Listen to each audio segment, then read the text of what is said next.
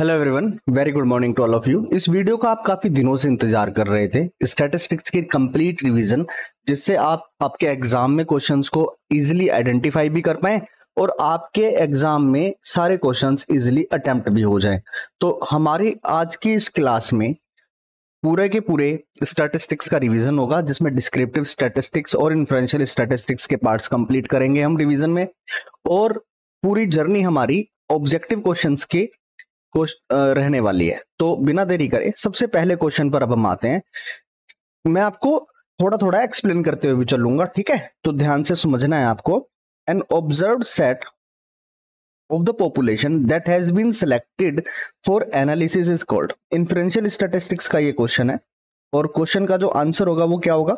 जब भी हम किसी पॉपुलेशन की स्टडी करना चाहते हैं तो हम उसमें से एक छोटा सा सैंपल लेते हैं जो कि अनबाइज्ड होता है, ठीक है? अब ये जो अनबाइज्ड रहेगा, इसके जो भी कैरेक्टरिस्टिक्स होंगी, अगर वो पूरी कैरेक्टरिस्टिक्स मैच हो जाती हैं हमारी पॉपुलेशन की कैरेक्टरिस्टिक्स से, जैसे जो हम हाइपोथेसिस देना चाह रहे थे, तो हम कंक्लूड कर पाते हैं कोई रिजल्ट। तो इसका मतलब किसी भी पॉपुलेशन की एनालिसिस अगर हमें करनी है तो वो हो पाती है किसी सैंपल के जरिए, ठीक है? तो इसका सही आंसर होगा क्या? सैंपल। सेकंड क्वेश्चन पर आते हैं। Which of the following is a branch of statistics. तो आपको याद रखना है कि स्टैटिस्टिक्स की दो ब्रांचेस होती हैं, जिसमें हम कहते हैं डिस्क्रिप्टिव स्टैटिस्टिक्स एक है और दूसरा है इन्फ्लुएंशियल स्टैटिस्टिक्स। तो इसलिए इस क्वेश्चन का करेक्ट आंसर हो जाएगा बोथ ए एंड बी। तो चलते हैं हमारे नेक्स्ट क्वेश्चन पे, क्वेश्चन नंबर 3 पे। देखिए, अब ये जो है क्वेश्चन, मैं आपको ये भी बताऊंगा कहां से है। ये है डिस्क्रिप्टिव स्टैटिस्टिक्स से।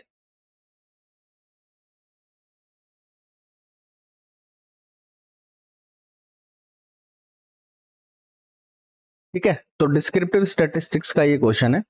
अब इसमें आपको बतानी है रेंज। जनरली आपसे वो क्या क्या पूछ सकता है? वो आपसे पूछ सकता है मीन, इसका एक क्वेश्चन तो आएगा ही, समझ के चलना है आपको। मीडियन निकालने का क्वेश्चन आता है, मोड निकालने का क्वेश्चन आता है। मीन मीडियन मोड के बाद में इन तीनों के फॉर्मूले के ऊपर एक क्वेश्चन आ जाता है, कंबाइंड फॉर्मूला मैंने आपको करा रखा है, ठीक है? या फिर रेंज या फिर मीन डेविएशन।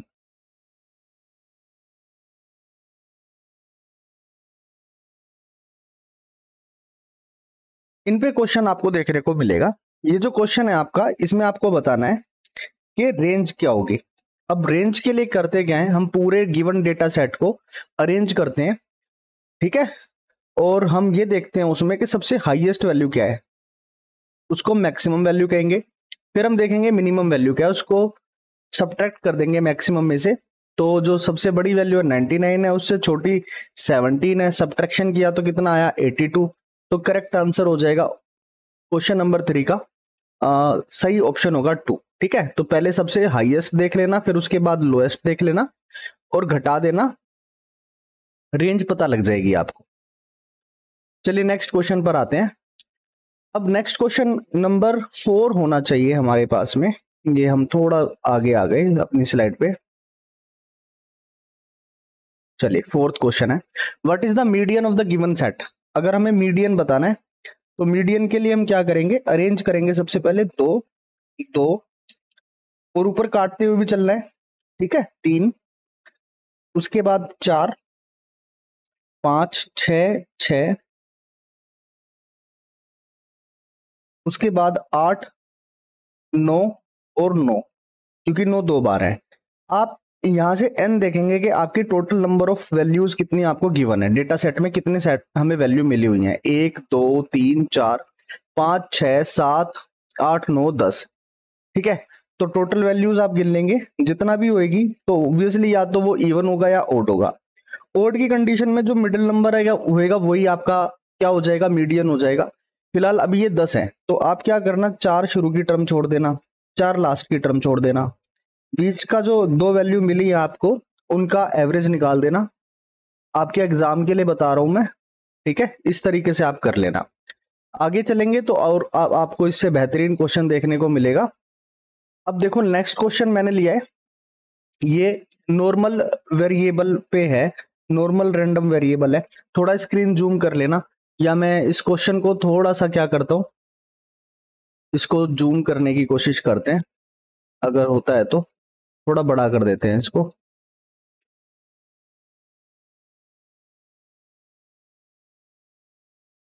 चलो अब आप अच्छे से रीड कर पा रहे होगे आई थिंक, है ना। क्वेश्चन नंबर 5 की हम बात कर रहे हैं बेटा। क्वेश्चन नंबर 5 देखो होता क्या है, रैंडम नॉर्मल वेरिएबल की बात कर रहा है जिसमें मीन 0 है। तो क्लियर, जो मीन हो गया वो 0 हो गया। वेरिएंस की वैल्यू 9 है। वेरिएंस का सिंबल ये होता है। स्टैंडर्ड डेविएशन जो होता है उसको हम सिग्मा बोल देते हैं। तो यहाँ पे रूट लग जाएगा 9 पे, तो ये वैल्यू आ जाएगी हमारे पास में 3। ठीक है, इतनी जानकारी उसने आपको दी है। उसके बाद वो बोल रहा है अगर ए की वैल्यू, जो प्रोबेबिलिटी, पी का मतलब कहीं पे भी आए तो प्रोबेबिलिटी है, वो एक्स जो है वो या तो 3 के बराबर है या 3 से बड़ा है। ठीक है, ए की वैल्यू में जो प्रोबेबिलिटी होगी वो या तो 3 से के बराबर होगा या 3 से बड़ा होगा। तो प्रोबेबिलिटी हमसे वो पूछ रहा है मोड एक्स की। अब मोड एक्स है तो एक वैल्यू नेगेटिव जाएगी और एक वैल्यू पॉजिटिव जाएगी। ठीक है, और ये 3 से छोटा होना चाहिए। ठीक है, अब हमें इसकी प्रोबेबिलिटी बतानी है, तो आप यहां पे ब्रैकेट भी लगा सकते हो। ये आपसे पूछा जा रहा है। अब इसका मतलब समझो, जो प्रोबेबिलिटी हम निकालना चाह रहे हैं उसमें जो -3 है उससे तो बड़ा होगा एक्स, लेकिन 3 से छोटा होगा। ठीक है, इसका मतलब ये हो जाएगा। अगर इसका मतलब ये हो जाएगा तो अब इसको किस तरीके से लिख सकते हैं, आप लोगों को जब आपने पढ़ा होगा तो आपको ये भी पता होगा, प्रोबेबिलिटी डिस्ट्रीब्यूशन का जो सम होता है वो 1 के इक्वल होता है। और ये चीज ना आपकी देखो यहां से भी आप निकाल सकते हो, जब आप लिखोगे ना z, ठीक है, प्रोबेबिलिटी डिस्ट्रीब्यूशन के लिए लिखते हैं हम, तो हमें करना क्या होता है, ध्यान से देखो। हमें जो भी हमें वैल्यू मिली होती है वेरिएंस की, ठीक है, वेरिएंस से हमने क्या निकाला, स्टैंडर्ड डेविएशन निकाला। उस स्टैंडर्ड डेविएशन में से हमने मीन को सब्ट्रैक्ट किया, और जो भी हमें यहाँ पे वैल्यू दी जा रही है इक्वल टू 3 है ना, तो हम उस 3 से क्या कर देंगे, इसको डिवाइड। यहां से भी मुझे वो वैल्यू मिलेगी। तो z इज इक्वल टू 1 के लिए जब हम इस p की डिस्ट्रीब्यूशन को लिखेंगे तो आपको किस तरीके से लिखना है, एग्जाम में भी वो देख लो। तो p की वैल्यू 3 से -3 से बड़ी है। ठीक है, उसमें x की वैल्यू आ जाएगी। फिर हम लेंगे -3 से बड़ी और 3 से छोटी, यानी ये वाली वैल्यू जो होगी ये मोड x के लिए हो जाएगी जो हमसे पूछा जा रहा है। और फिर p की एक वैल्यू जो कि किससे बड़ी होगी, जिसमें x बड़ा होगा किससे, 3 से। अब हमें जो बताया जा रहा है कि ये जो वैल्यू है ये किसके इक्विवेलेंट है, ये a के इक्वल है। ठीक है, अब इस कंडीशन में जब हम यहाँ से माइनस का साइन दोनों में लगाएंगे तो ये इक्वलिटी का साइन चेंज होगा, तो इसको भी हम a लिख सकते होंगे और इसको भी हम a लिख सकते होंगे। तो जो हमसे पूछा जाएगा वो हो जाएगा मोड x लेस देन 3। ठीक है, इक्वल टू जो z की वैल्यू है 1। तो p मॉडुलस x में less than equal to 3 is equal to 1 minus a plus a कितना हो गया, 2a। तो इसका आंसर आ जाएगा। इस तरीके से आपको पेपर में भी करना रहेगा। अब आप ना पेपर के लिए क्वेश्चन ध्यान से देखते हुए चलो। ठीक है, 1 माइनस 2a, मैंने गलत ऑप्शन पिक किया है, ये फर्स्ट ऑप्शन करेक्ट होगा। एक बार आगे बढ़ के इसका सॉल्यूशन देखो। अगर आपको अच्छे से समझना है तो यहाँ पे भी देख सकते हो, जो मीन है x बार है, म्यू है, जो भी आप इसको लिखना चाहते हो आप लिखिए। पॉपुलेशन के लिए म्यू लिख लेते हैं। ठीक है, तो यहाँ पे हमने लिया इसको 0, ये वैल्यू हमें a दे रखी है। स्टैंडर्ड डेविएशन हमारी 3 आ गई थी। z का फॉर्मूला होता है ये, तो मैं आपको फॉर्मूले भी रिवाइज करा रहा हूं। आपसे अगर पेपर में पूछ लेता है कि नॉर्मल डिस्ट्रीब्यूशन में z का फॉर्मूला क्या होता है, तो आपको याद रखना है, तो x माइनस म्यू अपॉन में सिग्मा, जहां पे म्यू क्या है, हमारा मीन है। ठीक है, तो ये वाली वैल्यू आपको 1 मिली। फिर सिमिलर वे में हमने इसको सॉल्व किया तो लास्ट में हम पहुंच गए 1 माइनस 2a पे। चलिए नेक्स्ट क्वेश्चन पर चलते हैं। ठीक है, क्वेश्चन नंबर 6 देखते हैं। क्वेश्चन नंबर 6 देखिए, अब है क्या यहाँ पे थोड़ा सा आपको ध्यान से पढ़ना है ताकि आपको अच्छे से क्लियर हो जाए। द मीन एब्सोल्यूट डेविएशन, यानी मीन डेविएशन की बात कर रहा है, और ये मैं बहुत बार करवा चुका हूं। एब्सोल्यूट वर्ड से घबराना नहीं है, मीन डेविएशन है। अब मीन डेविएशन निकालने के लिए सबसे पहले क्या करोगे, मीन निकालोगे। मीन निकालने के लिए इन सबको ऐड करना पड़ेगा और नंबर ऑफ टर्म से डिवाइड करना पड़ेगा। फॉर्मूला मीन डेविएशन का ये होता है, जिसमें हम बोल देते हैं अगर खाली एक्स के टर्म्स में दे रखा है समेशन एक्स आई अपॉन में एन, इतनी बात याद रखना। तो जो भी डेटा था हमारे पास में आप उन सबको ऐड कर लेना, ठीक है। जब आपने इनको ऐड किया तो अच्छा मीडियन के अलोंग निकालना है, मीन के अलोंग नहीं निकालना है, ये बात भी ध्यान से सुनो। तो जब इसको असेंडिंग ऑर्डर में करोगे तो फिर मीडियन आपका एक क्वेश्चन में करवा चुका हूं। तो हमने क्या करा, 5 टर्म इधर से लेफ्ट से छोड़ी, 5 टर्म हमने राइट से छोड़ी, मीडियन हमें मिल गई बीच वाली टर्म कितनी है 9। तो अब करना क्या है, जो भी आपका मीडियन निकाला आपने 9, उसको आप सब्ट्रैक्ट करते चले जाओ, एक्स आई माइनस मीडियन, और जो भी वैल्यू आए उसको मॉडुलस में लेना, प्लस में लेना, अपॉन में एन। ठीक है, ये हो जाता है किसका फॉर्मूला, जब हम मीन डेविएशन निकालते हैं। चाहे वो मीडियन का लॉन्ग निकालें तो मीडियन सब्ट्रैक्ट करना है, अगर हमें वो निकालना हो मीन के लॉन्ग तो मीन सब्ट्रैक्ट करना है। तो एक्स आई की वैल्यू देखो यहाँ पे 3 है, 3 में से 9 को घटाओ, माइनस का 6 आएगा, लेकिन हम प्लस का 6 लेंगे। 3 में से 9 गया, फिर से हमने प्लस का 6 ले लिया। ऐसे 4 में से 9 गया, हमने 5 ले लिया। 5 में से 9 गया, हमने 4 ले लिया। 7 में से 9 गया, हमने 2 ले लिया। 9 में से 9 जाएगा तो 0। सिमिलरली 10 में से 9 गया तो 1, 12 में से 9 गया तो 3, 18 में से 9 गया तो 9, 18 का है यहाँ पे, 19 यहाँ पे है, 19 में से 9 गया तो 10, फिर 21 में से 9 गया तो 12। इन सब का सम करा 58 आया।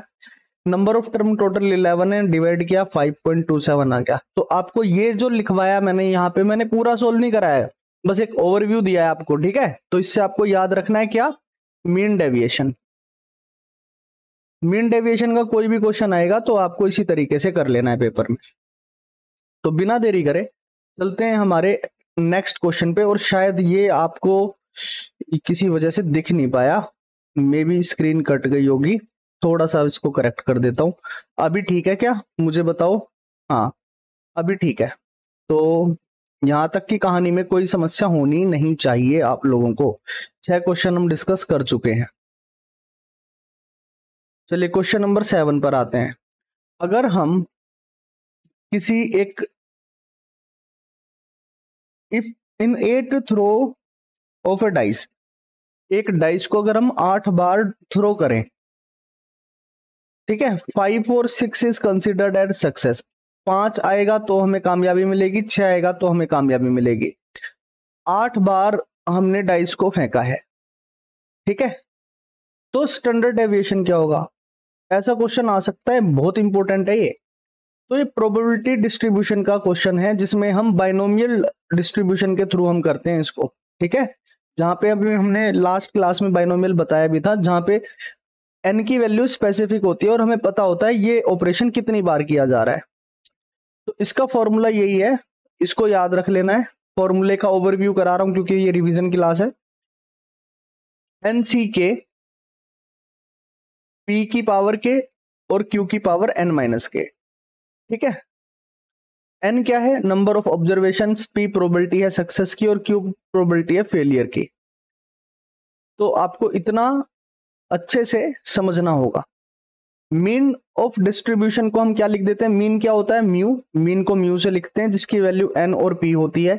एन मतलब कितनी बार हमने वो ऑपरेशन किया, पी मतलब उसकी प्रोबेबिलिटी क्या है। और वेरिएंस के लिए एन पी क्यू, ठीक है। और स्टैंडर्ड डेविएशन हो जाएगा, रूट लगा देंगे एनपीक्यू का। ये फार्मूले में आपको बता रहा हूं क्योंकि पिछली बार 2000 में 8 का कोई पेपर था, 2008 का देखा था मैंने, तो उसमें फार्मूला ही पूछे थे उसने, ठीक है। तो हो सकता है पेपर में रिपीट आए क्वेश्चन तो फार्मूला ही पूछ ले।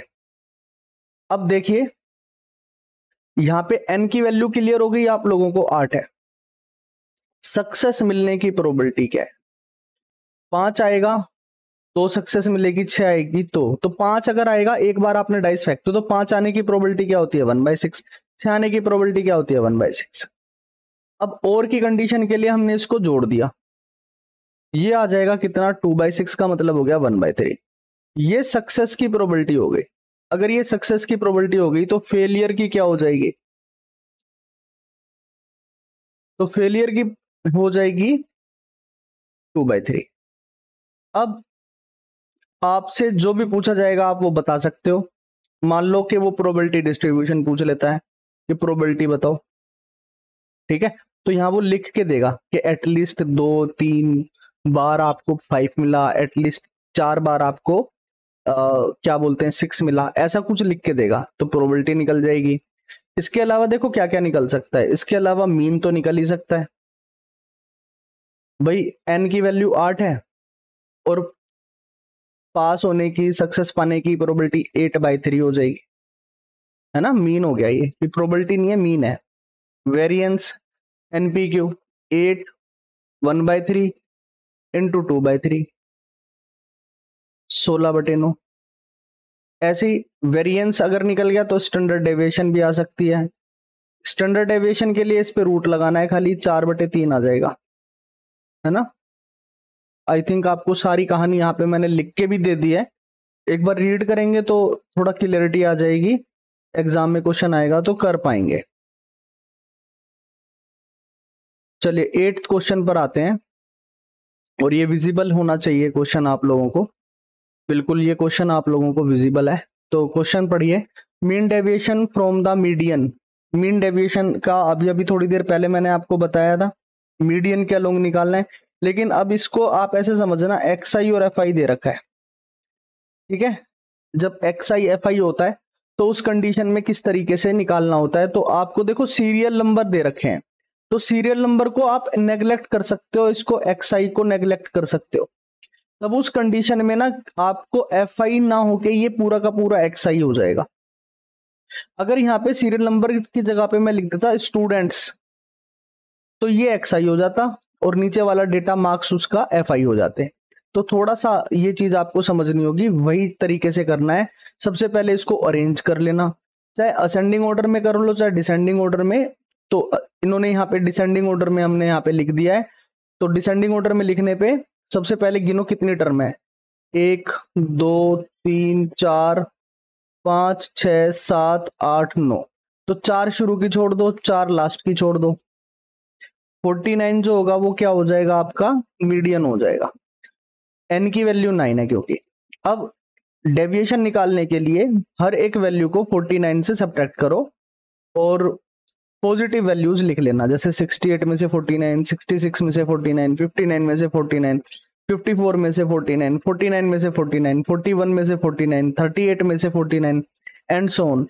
तो वैल्यू आ गई 19, 17, 10, 5, 0, 8, 11, 17, 28/9। इन सब का सम किया तो आया 115। 115 को जब 9 से डिवाइड करोगे तो आंसर आ जाएगा। बस इससे क्या याद रखना है आपको, प्रोसेस याद रखना है, क्योंकि process is important than final result. अगर प्रोसेस आपका क्लियर रहेगा तो रिजल्ट आपके पक्ष में ही आएगा, फेवर में ही आएगा। आई थिंक यहां तक समझ गए हैं, कोई समस्या 8 क्वेश्चंस में नहीं है आपको। चलिए 9th क्वेश्चन पर चलते हैं जल्दी से। Find the arithmetic mean of the following series. Arithmetic mean बताना है। अब मीन के लिए देखो यहाँ पे ये वैल्यू सीरियल नंबर में नहीं चल रही, तो यानी 8, 7, 5 और 4 को छोड़ नहीं सकते, इनको मल्टीप्लाई कराना पड़ेगा। 8 दूनी कितना आ जाएगा 16, 7 पंजे 35, 5 चौक 20, 4 तिया 12, यहाँ पे लिखा हुआ है। इसको एक्स आई एफ आई बोलते हैं। एक्स आई एफ आई की जब मल्टीप्लाई होती है तो जब भी आपको ऐसा क्वेश्चन मिलेगा तो फॉर्मूला देखो ये याद रखना है आपको, ठीक है। X I F I upon में N, summation X I F I upon में एन। तो एक्स आई और एफ आई का मल्टीप्लीकेशन किया, उनको जोड़ के लाए अपन, कितना आया 83। एन की वैल्यू क्या है 14, तो इसको डिवाइड कर लेना, तो 14 पंजे 70, 14 6 84, ऑलमोस्ट 6 मिलेगा। तो इसको ऐसे भी लिख सकते हैं 84 माइनस 1/14, तो 6 माइनस 1/14 कितना होता है, देख लो, इसकी वैल्यू 513/14, ठीक है। इजीली डिवाइड भी करा सकते हो, डेसिमल में लिखना चाहो तो फिर वो देख लेना तुम, मैं इसको यहां से मिटा ही देता हूं। कुल मिला के ऐसा क्वेश्चन आएगा तो उसका क्या फार्मूला लगेगा, क्लियर हो गया। चलो क्वेश्चन नंबर 10 पर आओ जल्दी से। ये बोल रहा है एक बॉक्स में 10 बल्ब हैं जिनमें से 4 डिफेक्टिव हैं। If each of the 3 bulb are drawn randomly, जब भी ऐसा कोई क्वेश्चन आए तो उसको किस तरीके से करना, मैं इसमें आपके लिए थोड़ी सी इसकी स्क्रीन को लार्ज कर देता हूं क्वेश्चन को, ताकि आपके पढ़ने में आए क्वेश्चन।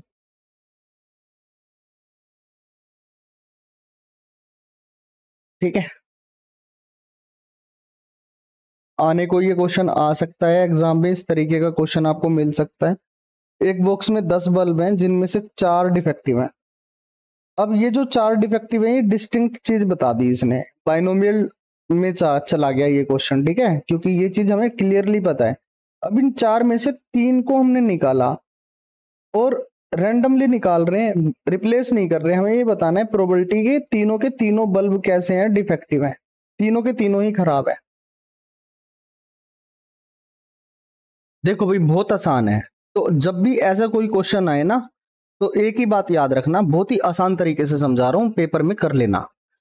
पहली बार में सोचो कितने बल्ब आपके खराब हैं, आपको क्योंकि खराब ही निकालना है, तो जो खराब निकलेगा वो खराब में से निकलेगा। पहली बार में आपके पास 4 बल्ब अवेलेबल हैं, उनमें से आपने कोई एक बल्ब निकाल लिया, लेकिन आपने 10 में से कोई एक निकालना है। जब भी एक की चुनने की प्रक्रिया होती है तो वो 4C1 में 4 हो जाएगा और 10C1 में वो 10 हो जाएगा। अब आपके पास बैग है, अब बैग में बचे हैं 9 बल्ब, जिनमें से 3 बल्ब जो हैं वो डिफेक्टिव हैं।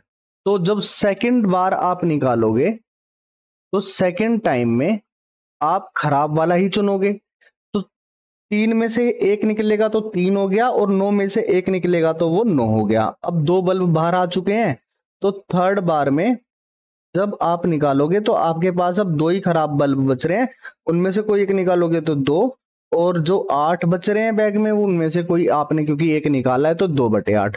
इन सब का मल्टीप्लिकेशन जब आप कर लोगे तो आपको नेट आपकी डिजायर्ड प्रोबेबिलिटी मिलेगी, और पेपर में मिलता जुलता क्वेश्चन ही आएगा, 3/9 2/8। देखते हैं कौन वैल्यू किससे कट रही है। 2 से 8 कटेगा 4 पे, 4 से 4 कट जाएगा, 3 से ये 9 चला जाएगा 3 पे, तो ये आ जाएगा 1/30। आई थिंक आपको कहानी बहुत अच्छे से क्लियर हो गई होगी 10th क्वेश्चन की। तो नेक्स्ट क्वेश्चन पर आएंगे अब, क्वेश्चन नंबर 11 पे।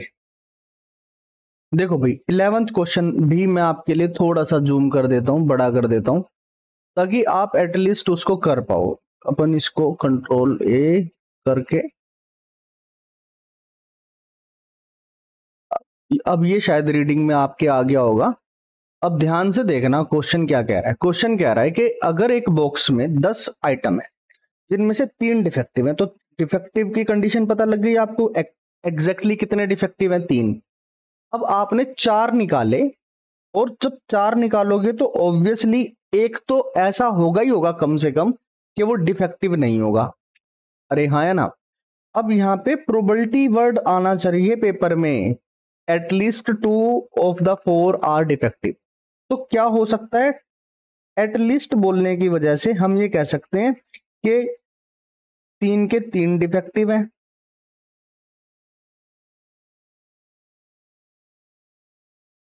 और एक आपका ठीक है, एक ओके कंडीशन वाला है, हाँ? एक ओके टेस्टेड है, ऐसे लिखा होता है ना जब भी आप कोई सामान लेते हो।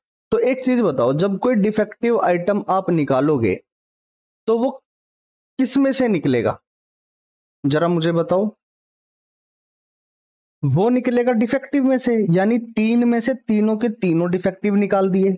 अब बचे कितने आइटम आपके पास, 7, क्योंकि टोटल बल्ब कितने हैं, 10 हैं, तो 10 में से कोई एक बल्ब आपका ठीक निकलेगा। या ऐसा भी हो सकता है कि उसमें आपके 2 डिफेक्टिव हो और 2 कैसे हों, ओके, क्योंकि आपको टोटल कितने सेलेक्ट करने हैं, 4। तो अगर 2 डिफेक्टिव होंगे तो 3 में से कोई 2 डिफेक्टिव होंगे, और इस एंड के लिए मल्टीप्लाई करते हैं बचे हुए कितने होंगे अपने पास में, जरा बताओ। 3 तो डिफेक्टिव है, तो ठीक कितने हैं? ठीक है 7। तो 7 में से कोई दो। अब इनको सोल्व करना आपको आता है, कैसे करेंगे? 3C2 को सोल्व, तो 3 इंटू, जब डिफरेंस 1 का होता है या नीचे लिखा होता है 1, तो उसकी वैल्यू 3 ही होती है ना, डायरेक्ट 3 ही लिखो। कितना आता है तुम लोगों को? 7 लिखो, यहाँ पे 6 लिखो और नीचे 2 लिख दो। 7, 2 को जब अपन 6 से काटते हैं तो ये आया 3। अब ऐसे देखो, ये जो वैल्यू मिलेगी कितना आएगा? 7 या 21, 21 या 63। और ये जो वैल्यू मिली कितना मिली? 3C3। 3C3 की वैल्यू आ गई 1, 7C1 की वैल्यू आ गई 7। तो जो प्रोबेबिलिटी होगी, प्रोबेबिलिटी कैसे निकलेगी? ये तो हमारे चांसेस हैं। तो 63 और 7 कितना आया? 70। अब एक्चुअली तो आपने 4 बल्ब निकाले हैं और वो निकले 10 में से ही है, तो नीचे 10C4 आपको लिखना पड़ेगा। ऐसे भी आ सकता है पेपर में, है ना? नहीं तो हम इसको सोल्व भी कर लेंगे। 10, 9, 8, 7 और 6, ठीक है, फैक्टोरियल लगा दिया। इनका डिफरेंस लिया, 10 में से 4 गया 6 फैक्टोरियल, और यहाँ पे 4, 3, 2, 1, 6 से ये 6 कट गया। अब देखो यहाँ पे हम कर सकते हैं 4 तिया 12, 12 दूनी 24, 24 आ गया नीचे। 24 तिया 72, यहाँ पे 3 लिख सकते हैं हम। तो कुल मिला के 7 से 70 कटा 10 पे, यहाँ पे हमने 3 लिखा, 10 से 10 भी कट गया, तो कितना आ गया आंसर? 1/3। आपके एग्जाम में जब भी क्वेश्चन आएगा तो आपको 2 क्वेश्चन मैंने इस तरीके के करा दिए। अब आप बिल्कुल एग्जैक्ट सेम टाइप का क्वेश्चन आने पे कर सकते हो, क्योंकि एसएससी सीजीएल के पेपर में ऐसा क्वेश्चन देखा गया था, तो आपके पेपर में भी आ सकता है। तो बिल्कुल जो चीज मैंने आपको बताया, देखो यहाँ पे इसका ब्रीफ डिस्कशन लिखा हुआ है कि क्या मैंने बताया वही चीज यहाँ पे मेंशन्ड भी है, तो इसको भी पढ़ लेना, वक्त मिल जाएगा आपको पढ़ने का। चलो नेक्स्ट क्वेश्चन की तरफ लेके चलता हूं आपको। क्वेश्चन नंबर 12 देखो। 37, 43 are the means of the two sample size, 13 and 17 respectively, mean of the combined sample। अब जब भी ऐसा कोई क्वेश्चन आए, मेरे को लग रहा है विजिबिलिटी में नहीं आ रहा है ये क्वेश्चन, तो कोई बात नहीं, इसको थोड़ा सा बड़ा कर देते हैं। चलिए देखिए,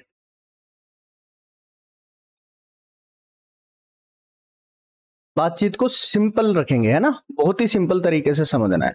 मैं सॉल्यूशंस क्यों दे रहा हूं साथ के साथ? क्योंकि वक्त कम है। अगर मैं सारे के सारे क्वेश्चंस का सॉल्यूशन अभी आपके सामने लिखूंगा तो it will take more time, है ना। आप लोग बेसिक्स तो जानते ही हो, कैलकुलेशंस अभी उतना इंपॉर्टेंट नहीं है, मेन इंपॉर्टेंट है प्रोसेस। तो ये जो क्वेश्चन है ये कुछ ऐसा ही है, जब आपको दिया जाता है कि भाई नंबर ऑफ पर्संस, तो नंबर्स यहां लिख लेते हैं, उनका एवरेज यहाँ पे लिख लेते हैं। आपको मैथ्स में भी ऐसा क्वेश्चन पूछ सकता है, क्योंकि मैथ्स के भी तो क्वेश्चन आएंगे।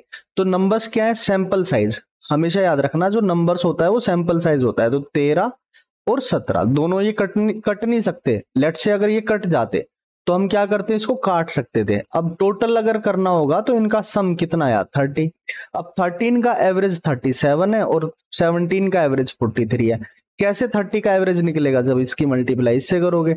तो वही चीज हो रही है, 13 इंटू 37 प्लस 17 इंटू 43 है, डिवाइडेड बाय 30। तो यहाँ पे ये फॉर्मूला बताया गया है कि जब आपको इस तरीके की वैल्यू निकालनी हो, जो कंबाइंड एवरेज बताना होगा, तो ये फॉर्मूला अपन यूज करते हैं। इसको सोल्व कर आके आ जाएगा 40.4। 40.4 आ रहा है, वो इंपॉर्टेंट नहीं है। इंपॉर्टेंट ये है कैसे हम मल्टीप्लाई करेंगे हमारे एग्जाम में सिमिलर तरीके का क्वेश्चन जब हम देखेंगे तो चलिए नेक्स्ट क्वेश्चन पर चलते हैं। क्वेश्चन नंबर 13 पे, यहाँ पे भी हमने वैल्यूज को डिफाइन कर दिया है ताकि आपको फॉर्मूला, एटलीस्ट फॉर्मूला यहाँ पे मिल जाए। तो ये इन्फ्रेंशियल स्टैटिस्टिक्स का क्वेश्चन है और अब आप पढ़ भी पा रहे होगे इसको। इसमें क्या कह रहा है क्वेश्चन के अंदर? एक गिवन सैंपल साइज है 400 का, पॉपुलेशन नहीं है, ये सैंपल है। सैंपल साइज 400 का है। 400 लोगों को बुलाया, उनको टेस्ट किया, जो मीन वैल्यू निकली। अब ये मीन हो सकता है शुगर लेवल आपने चेक किया हो उनका, हो सकता है कि ये इनका ब्लड प्रेशर हो सकता है सैलरी हो इन 1000, है ना। तो वो निकल कर आया 99। जबकि जो पॉपुलेशन थी ना, पूरी पॉपुलेशन, आपको एग्जैक्ट पता है कि भाई आपकी पूरी पॉपुलेशन का वही मीन क्या है, 100। अब वो बोल रहा है जेड की वैल्यू कंप्यूट करने के लिए आपसे पूछेगा, ये क्वेश्चन लिख लो, मोस्ट इंपोर्टेंट है। जेड स्टैटिस्टिक्स एट 2.5, ये वैल्यू आपको वो देगा, ऐसा नहीं होगा कि ये वैल्यू ना दे, ठीक है। The value of population standard deviation will be, तो जेड स्टैटिस्टिक्स के अंदर जब वो आपको 2.5 वैल्यू दे, जो भी वैल्यू दे वो आपको रखना पड़ेगा, ठीक है। तो आप समझो इसका फॉर्मूला क्या है। फॉर्मूला है, स्टैटिस्टिक जब भी हम करते हैं इन्फ्रेंशियल, तो उसमें पॉपुलेशन की गणना करनी होती है सैंपल के आधार पे। तो पॉपुलेशन का जो भी मीन आए उसमें से सैंपल मीन सबट्रैक्ट कर देना। पॉपुलेशन का मीन क्या है आपके पास 100, सैंपल का मीन क्या है 99। समझ आया। अब स्टैंडर्ड डेविएशन हम जानते हैं सिग्मा, इस तरीके से हम लिखते हैं इसको। स्टैंडर्ड डेविएशन ये आपको निकालना है, तो आपको ये वैल्यू निकालनी है, इसके बटे में है √n। अब ये जो n की वैल्यू है यही आपको एक तरीके से दी गई है, यहां पे जो सैंपल साइज होता है वही आपका होता है ये वैल्यू। अब ये किसके इक्वल है, ये उस z के इक्वल है जिसकी वैल्यू आपको 2.5 दे रखी है। अब मैथमेटिकली इसको सोल्व किया जा सकता है, फॉर्मूला मैंने बता दिया। जब भी अगर बिल्कुल, अच्छा इसमें चांसेस क्या है आने के, तो मैं बोलूंगा चांसेस जितने भी परसेंट हो ये सेम आएगा, एज इट इज आएगा। एज इट इज का मतलब हो गया सेम फॉर्मेट, इसका फॉर्मेट चेंज नहीं होगा, ठीक है। तो ये वैल्यूज याद रखना, बस फॉर्मूले की बात है। पॉपुलेशन मीन में से सैंपल मीन घटाना है, स्टैंडर्ड डेविएशन दे रखी होगी अपॉन में √n। तो इसको सोल्व करने के बाद में आपको ये मिल जाएगी वैल्यू 8। ये सोल्व आप कर ही लोगे, इसमें तो कोई दिक्कत होनी नहीं चाहिए। 420 का स्क्वायर होता है तो 20 आ जाएगा बाहर 400 से, क्योंकि रूट लगा हुआ है, 20 ऊपर चला जाएगा, अपॉन में sigma is equal to 2.5, point हटेगा तो नीचे यहाँ पे 10 आ जाएगा, ठीक है। और 10 की मल्टीप्लाई 20 से करेंगे तो ये हो जाएगा 200, 25 से इसको डिवाइड करेंगे तो ये आ जाएगा सिग्मा, और 25 अट्ठे होते हैं 200। मैंने सोल्व भी करा दिया, ये लो। आई थिंक आपको समझ में भी आ गया होगा। और अब आप जो मैं नीचे थ्योरी साथ के साथ लिख के दे रहा हूँ, यानी सॉल्यूशन कह सकते हो आप उसका, तो यहाँ हमने टाइप करवा लिए थे सॉल्यूशंस, ये आप देख के इजीली बता ही दोगे कि क्या आंसर आ रहा है, किस तरीके से आंसर आया है, वो पता लग ही गया है आप लोगों को। चलिए नेक्स्ट क्वेश्चन पर चलते हैं, क्वेश्चन नंबर 14 पर चलते हैं। 14th क्वेश्चन है mean of the two sample size. अब यहाँ पे मैंने थोड़ा सा चेंज किया इसको, है ना। ये है तो वैसे 12th क्लास की बुक में, लेकिन ये क्वेश्चन आया हुआ है रिसेंटली वनडे एग्जाम में ऑब्जेक्टिव क्वेश्चंस के तरीके से। तो मेन चीज क्या है, मैंने जैसा बताया प्रोसेस। अब प्रोसेस में आपको अभी अभी थोड़ी देर पहले आपको एक फॉर्मूला हमने बताया था कि मीन कैसे निकालते हैं। हमारे पास दो सैंपल हैं, सैंपल साइज का मतलब हो गया, यहाँ पे आप इसको जल्दी अगर पेपर में करना तो इस तरीके से कर सकते हो। एक्स बार निकालने के लिए मीन आपका ये है, तो जब भी मीन निकालोगे तो आपको नंबर्स लिखने होते हैं, भाई किन किन के बीच निकाल रहे हो। अगर रेशियो ले जा सकता है तो रेशियो ले लो 1:2। टोटल कितना हो जाएगा, टोटल हो जाएगा 3। ये मैंने एवरेज में कराए हैं आप लोगों को जब मैथ्स के क्वेश्चंस कराए थे। अब मीन फाउंड टू बी, तो इसका मतलब ये वैल्यू मीन की है, यहाँ 30 लिख ही लिया और यहाँ पे 60 लिख लिया। तो इसकी मल्टीप्लाई इससे करी आया 30, इसकी मल्टीप्लाई इससे करी आया 120। अब ये 3 की वैल्यू होनी चाहिए टोटल में, तो 3 तो आएगा ऐड होने के बाद इन दोनों के, तो इसलिए इधर भी हमने ऐड कर दिया और 3 से डिवाइड कर दिया। ये आया 150/3, कितना आ गया 50। ये वैल्यू आपको 50 मिल जाएगी, यानी कि जो मीन है आपका वो आ गया 50, ठीक है। अब ये सैंपल मीन है, सैंपल के लिए हम एक्स को डिनोट करते हैं, पॉपुलेशन के लिए म्यू लिख देते हैं, कई बार सैंपल को म्यू से भी लिख देते हैं, डिपेंड करता है, उसमें कंफ्यूज नहीं होना। अब मेन बात आती है कि जब हमें मीन दिया हो, हमें सैंपल साइज पता है, अब रेशियो नहीं लेना, अब यहाँ पे n1 लेना, n1 की पूरी वैल्यू 100 हो जाएगी, n2 की पूरी वैल्यू आपके पास में 200 है, और इनका भी आपको पता है सेपरेट मीन क्या है। अगर हम सेपरेट बोलेंगे तो इसको x1 बोलेंगे जिसकी वैल्यू 30 थी, इसको x2 बोलेंगे जिसकी वैल्यू मेरे पास 60 थी। अरे हाँ है ना, जरा बताओ इनका कंबाइंड, ये चीज क्या है, कंबाइंड है। अब करना क्या है, आपको कंबाइंड वेरिएंस निकालना है। वेरिएंस निकलवाएगा और ये चीज भी फिक्स है, ये चीज भी चेंज नहीं होगी, पेपर में एज इट इज में ही पूछेगा। ठीक है, कंबाइंड सैंपल साइज 300, ये 300 कहां से आया, ये 100 है और ये 200 है, कंबाइंड करोगे तो 300 ही तो बनेगा। तो इसका फॉर्मूला ये याद रखना, बस सिंपल है। जो n1 है उसको बाहर रखना, जो भी आपका पहला सैंपल है साइज है उसका स्क्वायर करना है, जो भी पहला मीन आया पहले सैंपल का उसके में से आपको जो कंबाइंड मीन है उसको सब्ट्रैक्ट करना है, होल स्क्वायर कर देना है, क्योंकि स्क्वायर में स्क्वायर की वैल्यू ऐड होती है। जो काम n1 के साथ हो वही काम n2 के साथ भी करना है। तो n2 है तो यहाँ पे दूसरा सैंपल आ जाएगा, इसका स्क्वायर हो जाएगा, यहाँ पे जो इसका मीन था पर्टिकुलरली उसमें से हम घटाएंगे कंबाइंड मीन और फिर होल स्क्वायर कर देंगे और ऐड कर देंगे इनको, और डिवाइड डिवाइड आपका कंबाइंड 30 से रहेगा। तो अब n1 की वैल्यू क्या थी, n1 की वैल्यू हमारे पास थी 100। S1 का मतलब जो सैंपल साइज है। ठीक है, तो बताओ क्या आएगा। अच्छा, S1 क्या है, सैंपल साइज नहीं है, S1 वेरिएंस है उनके 4 और 9। ठीक है, बोलो बात समझ में आ रही है, तो रख दो यहां पे 4 प्लस इस वैल्यू में से इसको घटाओ, 20 आएगा, माइनस के 20 का होल स्क्वायर करो, 400 आ जाएगा, प्लस n2 200 है हमारे पास।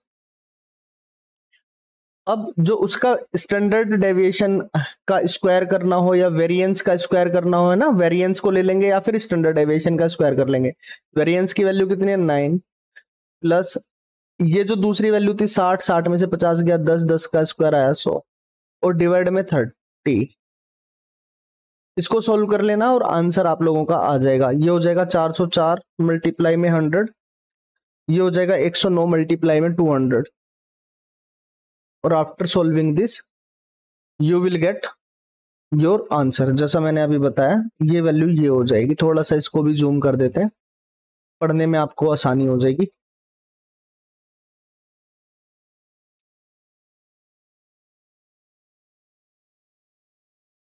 तो 200 की मल्टीप्लाई 109 से यहां तक मैंने आपको करा दिया। इसको सोल्व करेंगे तो आप इस तरीके से भी कर सकते हो। अपन में 30 मैं लिख रहा था शायद, 100 और 200 है ना, वहां पे तो 300 हो जाएगा, वहां पे छोटा सा करेक्शन है, क्योंकि n1 और n2 कितना है, 100 और 200 है। मैंने 10 और 20 लिखा है शायद यहाँ पे, हाँ, यहाँ पर छोटा सा करेक्शन है। तो इस कंडीशन में क्या होगा, देखो 2 जीरो आप हटा सकते हो, तो सिंपल हो जाएगा ये 404 प्लस ये हो गया 109 का डबल 218 बटे में 3, 622 बटे 3 आ जाएगा। ठीक है, 622 बटे 3 आ गया। इसको सोल्व किया तो 207.3। तो आपको मेन बात क्या है, मेन बात है फॉर्मूला याद रखना। ये याद रखना कि हमें मीन दिया जाएगा, हमें ये वाला मीन भी दिया जाएगा, हमें n1 पता होगा, n2 पता होगा। यहां से हम कंबाइंड मीन निकालेंगे पहले पेपर में, कंबाइंड मीन के बाद में हमें वेरिएंस भी दे सकता है और स्टैंडर्ड डेविएशन भी दे सकता है। मान लो कि स्टैंडर्ड डेविएशन दे देता है वो 2 और 3, है ना, दोनों के लिए। तो sigma 1 is equal to 2, sigma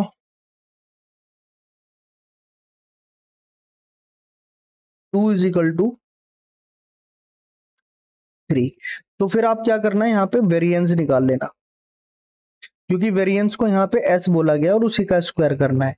तो बहुत ही आसान है ये फॉर्मूला, और जिससे आपके पेपर में क्वेश्चन पूछेगा तो आपको करना आना चाहिए।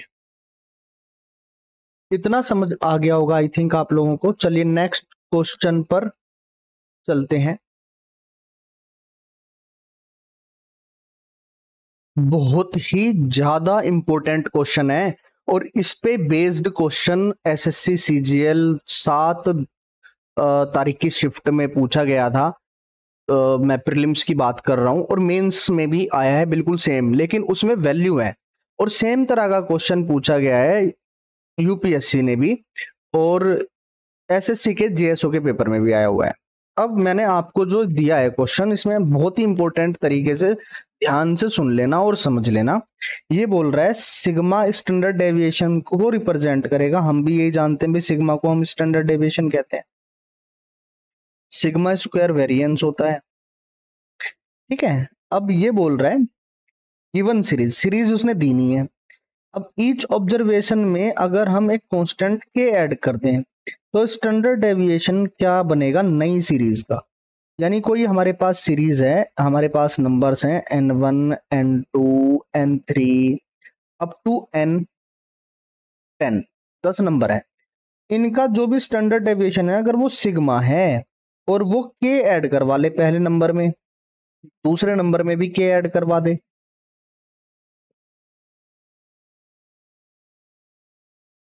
है ना। n2 प्लस के लिखना था मुझे, यहाँ पे लिखते हैं n2 प्लस के। तीसरे नंबर में भी इस तरीके से और लास्ट नंबर में भी वो के ऐड करा ले, तो इसका स्टैंडर्ड डेविएशन क्या होगा। तो मैं आपको बिल्कुल यहाँ पे ज्यादा समय नहीं लूंगा, आपको बस इतनी बात याद रखनी है, स्टैंडर्ड डेविएशन कभी भी चेंज नहीं होता, वो सेम रहेगा। एग्जाम्पल ले लो, मान लो मैंने कहा भी 5, 10, 15, 20 और 25, इनका स्टैंडर्ड डेविएशन निकाल कर बताओ क्या आएगा। तो सबसे पहले आपको निकालना होगा मीन। ये सारी कहानी हम पढ़ा चुके हैं आपको और ये मैं रिवीजन करा रहा हूं, तो आपको स्टैंडर्ड डेविएशन निकालने का तरीका भी रिवाइज करा देता हूं। तो सबसे पहले आप मीन निकालते हो, मीन को आप एक्स बार कहते हो, है ना। मीन क्या आएगा, इन सब का sum divide by number of terms, क्योंकि मैंने वैल्यूज ऐसी ली है तो आप सब जान गए मीन की वैल्यू यहाँ पर 15 आएगी, है ना। मीन की वैल्यू यहाँ पर क्या आएगी, 15 आएगी। अब ये जो पूरी की पूरी टर्म है ये मैंने एक्स आई की इक्विवेलेंट में मानी है, एक्स आई की वैल्यू है सारी। तो अब क्या करोगे स्टैंडर्ड डेविएशन निकालने के लिए, एक्स आई में से एक्स बार को सब्ट्रैक्ट करोगे, फिर जो वैल्यू आएगी उसका स्क्वायर करोगे और फिर यहाँ पे नंबर ऑफ टर्म से डिवाइड करोगे और फिर लगाओगे अंडर रूट, क्योंकि ये तो क्या था, ये वेरिएंस था, यही आपका क्या होगा, स्टैंडर्ड डेविएशन होगा। तो अब जब एक्स आई में से एक्स बार यानी 5 में से 15 गया 10, 10 का स्क्वायर कितना आया, जल्दी से बोलो, 100। 10 में से 15 गया, 5 का स्क्वायर आया 25, 15 में से 15 गया आया 0, 20 में से 15 गया आया 25, 25 में से 15 गया 10, 10 का स्क्वायर आया 100। ये आ गया 250, 250 बाय 5, 250 बाय 5 काट के कितना मिला, 50, है ना। 50 लिखने के बाद में 50 तोला याद आ जाता है, संजय दत्त का डायलॉग।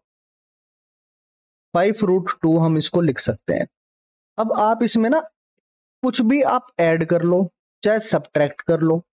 मान लो आप इन सब में से 4 सब्ट्रैक्ट करते हो या आप इन सब में 5 ऐड करते हो, तो हर एक नंबर क्या हो जाएगा, 10, 15, 20, 25 और 30। अब जो आपका मीन होगा वो 20 होगा। 20 में से जब आप 10 घटाओगे तो फिर से 100 आएगा। 20 में से 15 घटाओगे तो फिर से 5 आएगा और 5 का स्क्वायर 25 हो जाएगा, यहाँ 0 हो जाएगा। फिर 20 में से 25 जाएगा, 5, 5 का स्क्वायर 25, 100। तो कोई फर्क नहीं पड़ेगा, ये चीज आपकी एज इट इज सेम रहेगी। अच्छा क्या क्या चेंज नहीं होता, स्टैंडर्ड डेविएशन चेंज नहीं होता और वेरिएंस चेंज नहीं होता, ठीक है।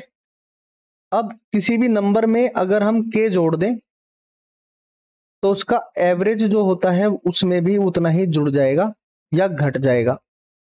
एवरेज का मतलब यहाँ पे मीन से है। ये बेसिक बातें हैं जो आपको पता होनी चाहिए। तो देखो मैंने यहाँ पे अब फॉर्मूला आपको दे दिया है, इसको पढ़ लेना। एक्स आई माइनस एक्स बार या एक्स आई माइनस म्यू। अब म्यू ले रहे हैं तो यहाँ पे हम पॉपुलेशन के अकॉर्डिंग ले रहे हैं, ठीक है। और अगर पूरा का पूरा हम म्यू नहीं लेंगे अगर x बार लेंगे तो वहां पे फिर वो सैंपल के अकॉर्डिंग होगा। तो फॉर्मूले में पॉपुलेशन जब भी आए तो म्यू होगा, और अगर सैंपल आए तो एक्स से डिनोट करेंगे उसको। और ये जो पॉपुलेशन की बात होती है ये इन्फ्रेंशियल स्टैटिस्टिक्स के अंदर होती है। चलिए नेक्स्ट क्वेश्चन पर आते हैं, क्वेश्चन नंबर 17 पे। देखो भाई, बहुत ही इंपॉर्टेंट बात समझो, ऐसा क्वेश्चन भी आ सकता है जो वो बिल्कुल बेसिक में जानना चाहिए कि जब मीन मोड मीडियन में इक्विवेलेंट की बात आती है तो इक्विवेलेंसी किस तरीके से डिसाइड होती है, और जब इक्विवेलेंसी आती है तो वहां स्क्यूनेस भी आएगी।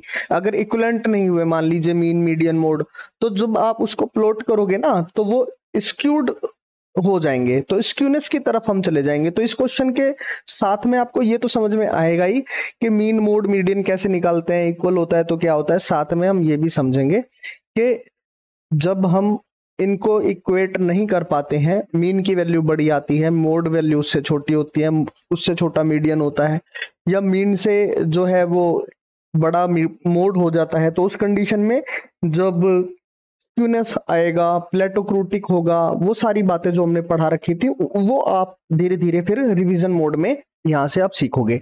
तो सबसे पहली चीज, अगर आपको गिवन डेटा सेट बोल रहा है और फिर बता रहा है, पूछ रहा है आपसे बताओ मीन और मोड क्या होगा, तो मीन तो आप निकाल ही सकते हो, मीन इन सब का सम होगा अपॉन में नंबर ऑफ टर्म्स। तो 6 4 10 और 10 20 और 5 25, 5 टर्म है, तो ये कितना आ जाएगा 5। अगर मीन 5 आया तो मोड क्या होगा, असेंडिंग ऑर्डर या डिसेंडिंग ऑर्डर में लिखने के बाद, क्योंकि ऑलरेडी उसी के अकॉर्डिंग ही लिखे हुए हैं, मिडिल वैल्यू आपका क्या होगी, मोड मीडियन होगी।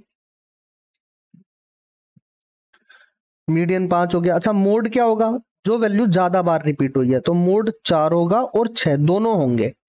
ठीक है, कोई एक नहीं होगा, 4 और 6 दोनों होंगे। जनरली बड़ी वैल्यू दे देता है उस कंडीशन में, तो 6 बोल देते हैं। तो एक चीज तो पता लग गई कि जो मीन की वैल्यू है वो मीडियन के बराबर है, लेकिन मोड के बराबर नहीं है। तो उस कंडीशन में मीन और मीडियन बराबर हैं। थर्ड क्वेश्चन जो है वो हमारा, थर्ड ऑप्शन जो है वो सही हो जाएगा।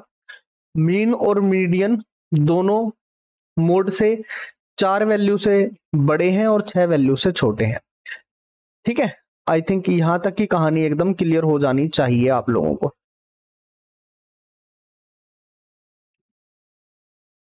चलिए नेक्स्ट क्वेश्चन पर चलते हैं, क्वेश्चन नंबर 18 पर आते हैं अब, है ना, 18th क्वेश्चन। तो ध्यान से समझो, आप में से बहुत सारे स्टूडेंट्स की डिमांड थी कि हार्मोनिक मीन, अर्थमेटिक मीन, है ना, प्रोग्रेसिव सीरीज, इनके क्वेश्चंस भी मैं कराऊं। तो यहां से मैं आपको एक क्वेश्चन ऐसा दे रहा हूं जो रिसेंट एग्जाम से पूछा गया है, जहां पे आपको बताना है हार्मोनिक मीन।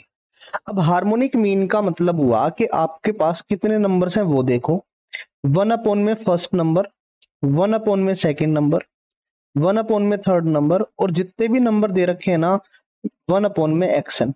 तो हमारे पास कितने वैल्यूज हैं, 4 ही तो वैल्यू हैं, तो 4 लिख लेंगे हम यहाँ पे, डिवाइड कर देंगे 1/2 से, प्लस 1/3, प्लस 1/8, प्लस 1/15। इसके बाद देखो 4 तो ऊपर ही रहेगा, जब नीचे एलसीएम लेंगे तो 120 एक ऐसी वैल्यू होगी जो सबसे कट जाएगी, यहाँ आ जाएगा 60, यहाँ आ जाएगा 40, 8 से चला जाएगा ये 15 पे, और 15 से चला जाएगा 8 पे। अब 120 चला जाएगा ऊपर 4 के पास, 60 और 40 100, और नीचे आ जाएगा 123, 12 चौक 48, 480 बटे 123। कहाँ दे रखा है, फोर्थ ऑप्शन में दे रखा है। तो फोर्थ आंसर जो है, फोर्थ ऑप्शन आपका इस क्वेश्चन के लिए करेक्ट आंसर हो जाएगा। अब मैं आपको यहां पे इसका आंसर बता देता हूं ताकि आप उसकी रीडिंग भी कर पाए। देख लीजिए, हार्मोनिक मीन किसी भी दो नंबर का अगर कैलकुलेट करना हो तो आपको लगाना होगा फॉर्मूला 2ab अपॉन में a प्लस बी, और बहुत सारे नंबर होंगे तो आपको इसी तरीके से करना है, और ये आपका करेक्ट आंसर आ जाएगा जैसा कि हमने आपको अभी अभी बताया है। अब सीखते हैं कोरिलेशन कोफिशिएंट। ठीक है, इस पे क्वेश्चन आपके पेपर में बन सकता है, तो पहले इसकी थोड़ी सी मैं आपको थ्योरी बता देता हूं, फिर इसके वो क्वेश्चंस जो रिसेंट ईयर्स में एग्जाम्स में आए हैं उन पे बात कर लेंगे। तो ये कहता है the correlation coefficient refers to the measurement of the strength between separate variables. जो हमने अलग अलग वेरिएबल्स हमें मिलते हैं उनकी स्ट्रेंथ जो है दो सेपरेट अलग अलग वेरिएबल्स के बीच में क्या होगी वो हमें पता लगता है। कोरिलेशन का मतलब क्या है? रिलेशनशिप, है ना, क्योंकि हमें स्ट्रेंथ पता लग रही है तो ये कोरिलेशन पता लगाने में काम आता है रिलेशनशिप बिटवीन दो अलग अलग वेरिएबल्स के बीच में, दो different variables. The correlation coefficient is concern with the state of the relation. अब जो कोरिलेशन कोफिशिएंट होगा उससे पता लगेगी कि रिलेशन की स्टेट कैसी है, ठीक है, दो अलग अलग वेरिएबल्स के बीच में। Correlation coefficient is often denoted as R. तो इसको हम किससे डिनोट करते हैं? आर से डिनोट करते हैं। जब आपको डेटा दिया जाएगा तो आप उस डेटा में कोरिलेशन कोफिशिएंट का टाइप का पता लगाएंगे, और जो कोरिलेशन के टाइप होते हैं उसमें हमारे पास 3 स्टडीज हैं हमारे सिलेबस में, पियर्सन कोरिलेशन, स्पीयरमैन कोरिलेशन और केंडल कोरिलेशन। इन 3 के बारे में बाद में बात करेंगे। मेन इंपॉर्टेंट बात जो है वो ये है जो आपके एग्जाम में ऑब्जेक्टिवली पूछी जा सकती है स्टेटमेंट्स के तरीके से देने के बाद। क्या कि कोरिलेशन कोफिशिएंट जो होगा वो -1 से 1 के बीच होगा। आप बोलेंगे बिल्कुल होगा, ट्रू, ये पता लग गया अब आपको। अगर ये देखो, ये ऐसी चीजें हैं जब आप पढ़ोगे ना एग्जाम में एकदम से याद आ जाएंगी, क्योंकि अभी आप इसको रिसेंटली रिवाइज करके जाने वाले हो, ठीक है। तो इसमें ऐसा दिमाग पे लोड लेने की जरूरत नहीं है कि भाई ये चीज तो हमने कभी पढ़ी नहीं है, इसका क्या मतलब होता है। अरे सिंपल आपके पेपर में स्टेटमेंट 1 स्टेटमेंट 2 लिख के दे देगा कि इनमें से कौन सा ठीक है, किसके बारे में, कोरिलेशन कोफिशिएंट के बारे में। नहीं करने से तो अच्छा है कि एक बार इसको रिवाइज कर लो, पढ़ लो। अगर फर्स्ट टाइम भी पढ़ रहे हो तो ये पॉइंट्स आपको याद रह जाएंगे। कोरिलेशन कोफिशिएंट, बहुत सारे वेरिएबल है, डेटा है हमारे पास में, किसी दो के बीच की स्ट्रेंथ एक दूसरे पे क्या इंपैक्ट डालेंगे, क्या इनका रिलेशनशिप है, वही कोरिलेशन है, ठीक है ना। किसके अकॉर्डिंग पता लग रहा है? कोफिशिएंट उसकी वैल्यू के अकॉर्डिंग पता लग रहा है, यानी वैल्यू मेरे पास एक x होने वाली है और एक y होने वाली है, आगे देखेंगे फिलहाल इसको। जब कोरिलेशन कोफिशिएंट बिल्कुल 0 के पास होगा तो रिलेशनशिप कैसा होगा? बिल्कुल वीक होगा। और जब पॉजिटिव आएंगी values are positive, correlation coefficient भी आपको पॉजिटिव मिलेगा। तो लाइकवाइज वैल्यू अगर नेगेटिव होंगी तो कोरिलेशन भी नेगेटिव मिलेगा। तो कोरिलेशन -1 और कोरिलेशन 1 ये परफेक्ट कोरिलेशन होते हैं। -1 का मतलब हो गया कि कोई कोरिलेशन है ही नहीं, संभव ही नहीं है, और 1 का मतलब highly correlated to each other. तो ये कोरिलेशन के बारे में है। अब एक एक बार थोड़ा सा इनके बारे में भी पढ़ लो, क्योंकि नाम से भी कई बार एग्जाम में क्वेश्चन पूछ लेता है। तो क्वेश्चन है the correlation measure the linear relationship between two variable. तो लीनियर रिलेशनशिप अगर निकालनी है मुझे तो मैं कौन सा मेथड यूज करूंगा? पियर्सन कोरिलेशन मेथड यूज करूंगा। It said it can't tell the difference between independent and dependent variable. तो अगर लीनियर निकल रहा है तो इंडिपेंडेंट वेरिएबल और डिपेंडेंट वेरिएबल के बीच में डिफरेंस का पता नहीं लगाया जा सकेगा। The stronger the correlation between these two data sets closer will be +1 और -1। जो +1 के पास होगा वो क्लोज होगा, स्ट्रोंग होगा, और -1 के पास जो होगा क्लोज होगा वो स्ट्रोंग होगा, ठीक है। तो ये जो होता है मोस्ट कॉमनली यूज होता है कोरिलेशन कोफिशिएंट निकालने के लिए। मोस्ट कोरिलेशन कोफिशिएंट जब हम निकालेंगे तो यही हमें मिलने वाला है, पियर्सन मेथड ही यूज होता है। स्पीयरमैन कोरिलेशन क्या कहता है? Spearman correlation is used to determine monotonic relationship between these two setup data set. Monotonic, ठीक है, लीनियर के लिए पियर्सन, मोनोटोनिक के लिए स्पीयरमैन, याद रख लेना। The measurement is based on ranked values.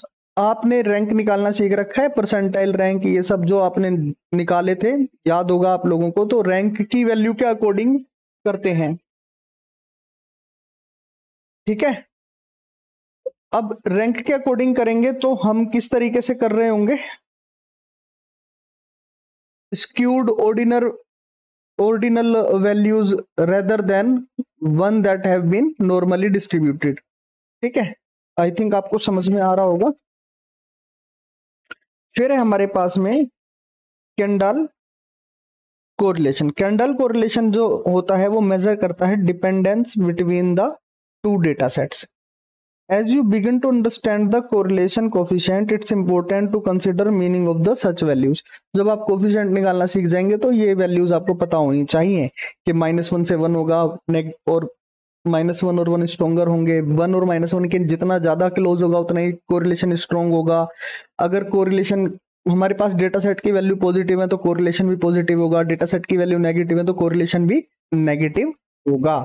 तो आई थिंक इतना समझ गए हो। तो एक क्वेश्चन करते हैं जो रिसेंट एग्जाम्स में इस पे आया है, न्यूमेरिकल करा देता हूं, ये थ्योरेटिकल पार्ट था इसका। तो चलिए कुछ क्वेश्चंस से हम देखते हैं और मैं आपको फॉर्मूले भी साथ के साथ बताऊंगा, है ना। तो मेरे साथ अब आप रिवीजन करेंगे कोरिलेशन कोफिशिएंट का।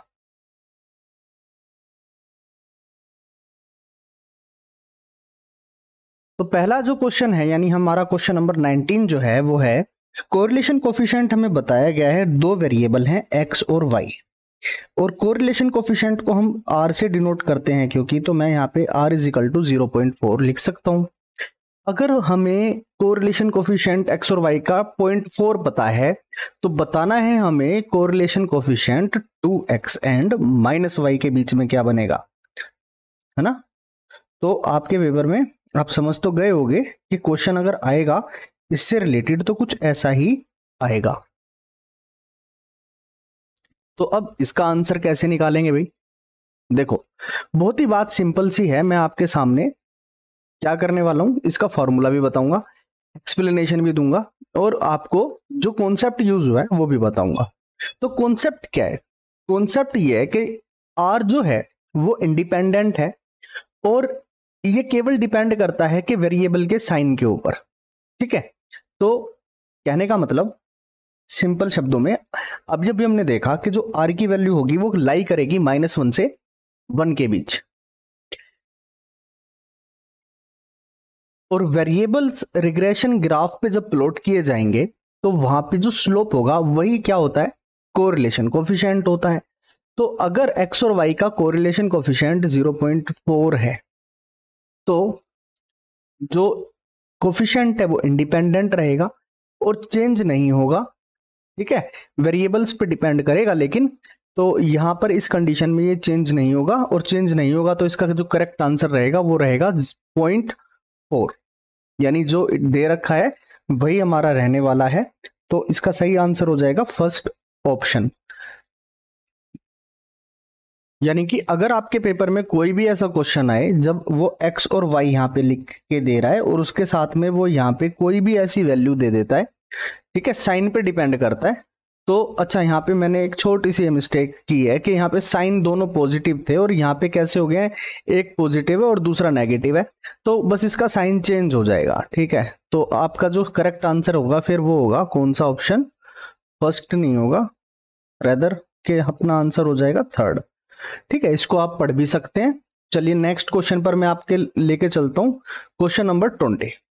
क्वेश्चन नंबर 20 देखिए, find the coefficient of correlation in two regression coefficients 0.5 and 4.5। अब इस क्वेश्चन में आपको कोफिशिएंट ऑफ कोरिलेशन यानी आर की वैल्यू फाइंड करनी है, और आपको जो वैल्यू दे रखी है वो दे रखी है रिग्रेशन कोफिशिएंट। रिग्रेशन कोफिशिएंट का मतलब हो गया कि जो भी हम वैल्यू निकालते हैं वो होती है दो वेरिएबल्स पे डिपेंड, एक वेरिएबल x और दूसरा वेरिएबल होता है y। तो अगर हम बात करें इस क्वेश्चन के लिए तो हम इसको लिखते हैं bxy और दूसरे को लिखते हैं byx। ये जो दो वैल्यू होंगी ना ये आपको रिग्रेशन कोफिशिएंट्स बताएंगे। आपको पेपर में इसी तरीके से करना है और सवाल का पैटर्न बिल्कुल सेम रहने वाला है, ठीक है। तो आप एक वैल्यू लिख लीजिए 0.5 और एक लिख लीजिए 4.5। अब क्योंकि आपको आर निकालना है तो अगर सेम पैटर्न पे एज इट इज क्वेश्चन आए तो आर के लिए क्या फॉर्मूला यूज करोगे आप, जब आपके पास दो रिग्रेशन कोफिशिएंट्स होंगे वो होगा अंडर रूट दोनों का मल्टीप्लिकेशन, ठीक है। तो बस आपको इसकी कैलकुलेशन करनी है और आपका आंसर आपके आंखों के सामने होगा, मतलब रूट लगा देना है और फिर bxy मल्टीप्लाई byx। तो रूट में 0.5 मल्टीप्लाई पॉइंट नहीं 4.5 है, 4.5।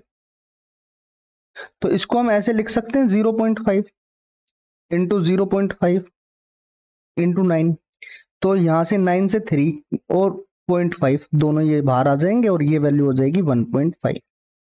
तो जो आर की वैल्यू होगी वो हो जाएगा 1.5।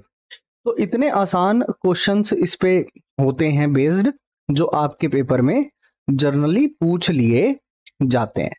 तो अब नेक्स्ट क्वेश्चन पर हम आते हैं, जो आपके आगे यहाँ पे लिखा हुआ है, और बिना देरी करे क्वेश्चन नंबर 21 को आप पढ़ेंगे।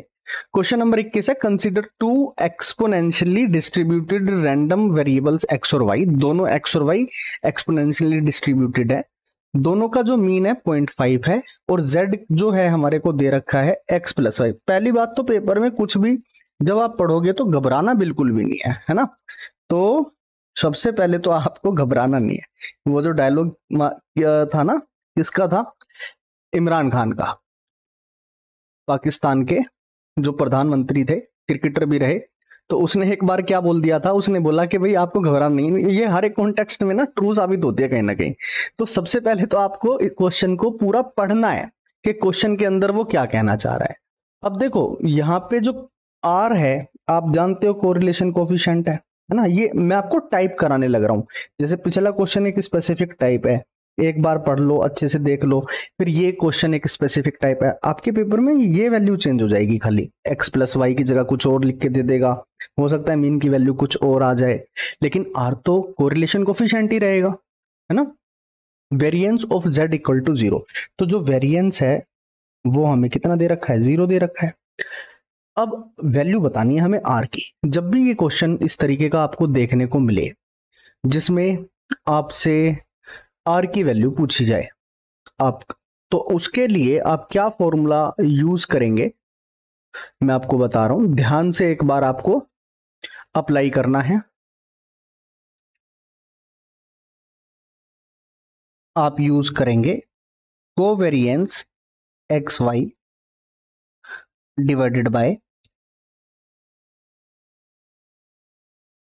वेरिएंस एक्स और वेरिएंस वाई।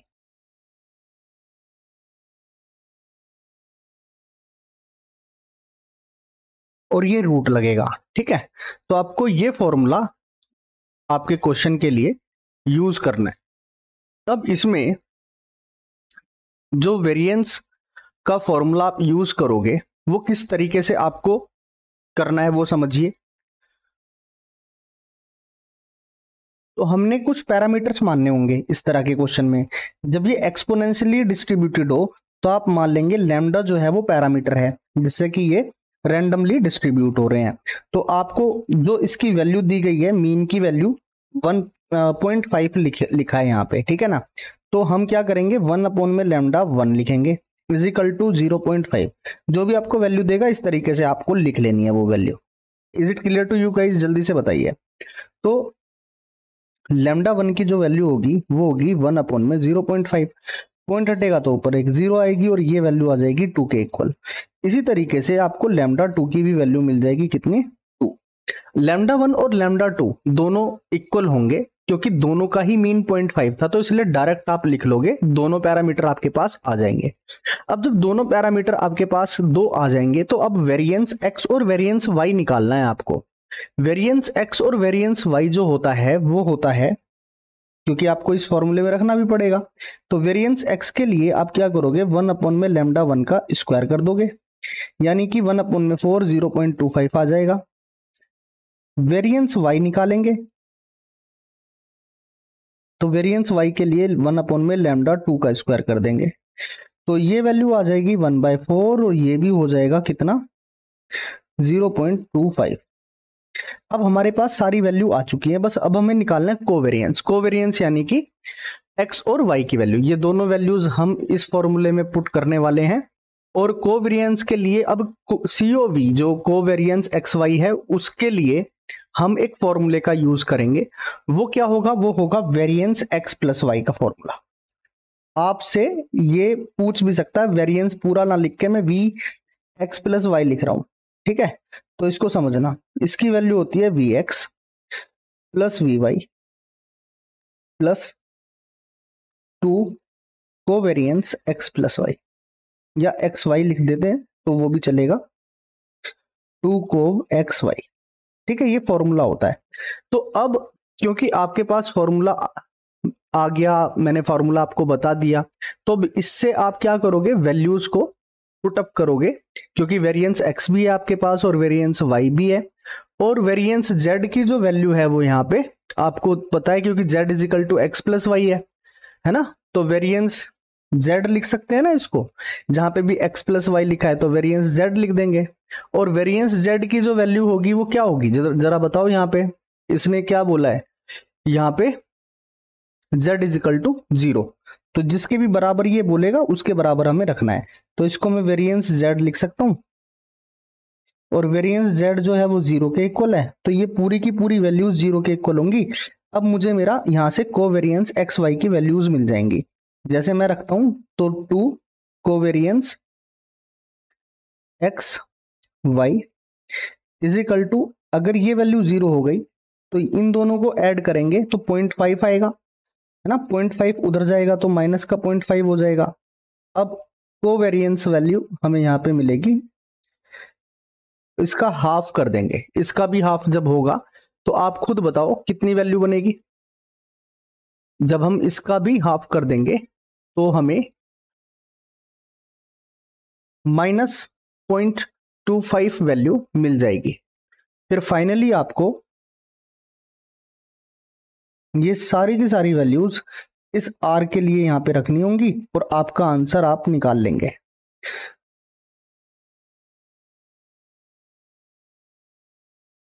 फॉर्मूला ये रहेगा, ठीक है। चलिए थोड़ा सा इसको थिक भी कर देते हैं।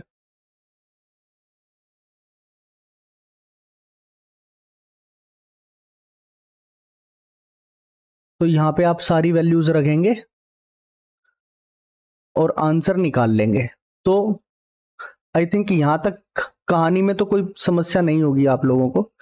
कोवेरिएंस की वैल्यू आ चुकी है, -0.25 हमने यहां रखा, और रूट के अंदर जब दोनों वैल्यू सेम है हमारे पास तो केवल हम यहाँ पे क्या काम करते हैं, 0.25 से 0.25 ही बाहर आ जाएगा, और जब हम इसको कट करेंगे तो हमें एक वैल्यू मिलेगी जो होगी -1, जो हमारे इस क्वेश्चन का करेक्ट आंसर भी होगी। तो आई थिंक आपको समझ में आया। और क्योंकि कोवेरिएंस की वैल्यू क्या होती है, -1 से +1 के बीच में लाई करती है, और -1 का मतलब हो गया कि ये स्ट्रॉन्ग कोरिलेशन होगा। तो आई थिंक यहां तक आप समझ पा रहे होंगे चीजों को अच्छे से। चलिए नेक्स्ट क्वेश्चन पे चलते हैं, और एक और क्वेश्चन के जरिए आपको समझाने की कोशिश करता हूं कि जहां पे multiple correlation coefficient x1 on x2 x3 निकालना हो। अब ध्यान से समझना, यहाँ पे x1 on x2 x3 is 0, ठीक है। तो यहाँ पे कौन सा ऑप्शन सही होगा हमसे ये पूछ रहा है। अगर आपको आता है तो आप एक बार ट्राई कर लो, और जल्दी से इस क्वेश्चन का आंसर देके हम नेक्स्ट क्वेश्चन पे चलते हैं फिर।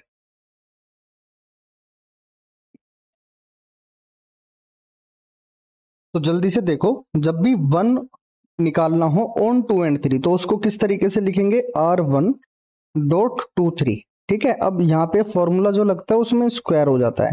अब जब हम निकाल रहे हैं 1 को 2 3 से, तो 1 को 2 पे लेंगे और 1 के साथ हम 3 भी लेंगे, ठीक है। ये बिल्कुल वैसा ही फॉर्मूला है जैसे आपने कोसाइन फॉर्मूला अगर मैथ्स के अंदर कभी यूज किया है, ठीक है। तो यहाँ पे 1 2 हो गया, यहाँ पे 1 3 हो गया, तो इसमें फिर 2 इंटू R12 1 3 2 3 सबकी मल्टीप्लीकेशन है, माइनस का साइन लग जाएगा, 1 माइनस R2 का स्क्वायर 2 3। अब मैं यहाँ पे कोसाइन फॉर्मूला क्यों बोल रहा हूँ, क्योंकि उसके अंदर भी जो आप शुरू वाली टर्म लेते हो फिर माइनस का 2 के साथ प्रोडक्ट में आप लेते हो थर्ड वाली टर्म, लेकिन यहाँ पे तीनों हैं, ठीक है ना। तो आप कुछ याद रह जाए उस तरीके से मैं बोल रहा हूँ। अब जिसके लिए निकालते हैं, जिस पे निकालते हैं वो वैल्यू नीचे आती है 2 3 वाली। तो अगर मल्टीपल कोरिलेशन होगा तो फॉर्मूला ये रहेगा। अब पेपर में वो आपसे पूछ सकता है कि भाई यहाँ पे मान लो कि x1 x2 x3 है, लेकिन x2 ऑन x1 x3 ये लिख के देख लेना खुद से, ये आना चाहिए आप लोगों को। तो इसके लिए क्या लिखेंगे आप, x2 निकालना है तो R213 और यहाँ स्क्वायर करके बिल्कुल उसी तरीके से निकाल लेना, R21 whole square plus R, अच्छा R जो रहेगा वो भी कैसा रहेगा, स्मॉल में रहेगा, ठीक है, तो आप लिख सकते हो, बिल्कुल सेम कंडीशन के थ्रू आप लिख लेंगे। अब जब आप इसको लिख लेते हैं तो मल्टीपल कोरिलेशन कोफिशिएंट कैसा होता है, एक नॉन नेगेटिव कोफिशिएंट होता है, ये बात आपको याद रखनी है। इसकी रेंज जो होती है 0 से 1 होती है। अगर मल्टीपल कोरिलेशन आ जाए ना तो -1 से 1 मत लगा देना, ये गलत हो जाएगा। क्या होगी, रेंज 0 से 1 के बीच होगी। और can not assume as minus value ये नहीं ले सकता। अब R123 अगर 0 हो जाए, अगर ये वाली वैल्यू 0 हो जाए तो R1 स्क्वायर और R2 का स्क्वायर यहाँ पे होल स्क्वायर बन जाएगा, यानी R12 की वैल्यू किसके इक्वल आ जाएगी, R13 के इक्वल आ जाएगी। R12.23 same as R1.32। ठीक है, तो आपको इतना समझ में आ जाना चाहिए। तो R12 तो 0 होगा, 13 भी 0 होगा, तो ये दोनों 0 कहाँ दे रखे हैं, यहाँ पे दे रखे हैं। ठीक है, तो आप अकॉर्डिंगली समझ जाना, क्वेश्चन बहुत इंपॉर्टेंट है और मल्टीपल कोरिलेशन से भी क्वेश्चन आपके पेपर में पूछा जा सकता है। चलिए नेक्स्ट क्वेश्चन पर चलते हैं। क्वेश्चन नंबर 23 पर आते हैं। The coefficient of correlation between two variables x and y is 0.48, यानी r की वैल्यू है हमारे पास 0.48। ठीक है, कोफिशिएंट ऑफ कोरिलेशन है हमारे पास। कोवेरिएंस कितना है, 36। Variance of x is 16। आपको स्टैंडर्ड डेविएशन बतानी है y के लिए, तो आपको जो वैल्यूज दे रखी थी मैंने सारी लिख दी। अब ऐसा कोई क्वेश्चन आएगा तो वो बिल्कुल सेम टाइप का होगा, इसी के तरीके का रहेगा। तो आपको कैसे करना है मैं बताता हूं।